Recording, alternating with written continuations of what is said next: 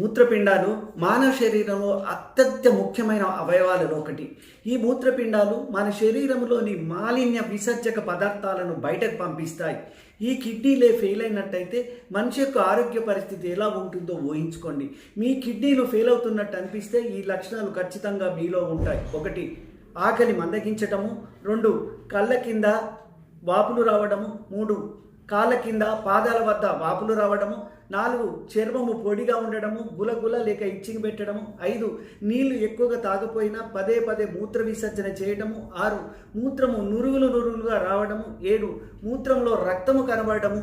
8, శరీరం విపరీతంగా బలహీనంగా ఉండడము, చేతగాకపోవడం. 8, మీలో నిద్ర లేకపోవడము, బలహీనంగా ఉండడము, ఏకాగ్రత కోల్పోవడము. 9, కండరాల నొప్పి. దయచేసి గుర్తుంచుకోండి, మొదట్లో ఈ లక్షణాలు కనబడవు, వ్యాధి ముదిరిన దశలో కనబడతాయి. కాబట్టి తస్మాత్ జాగ్రత్త.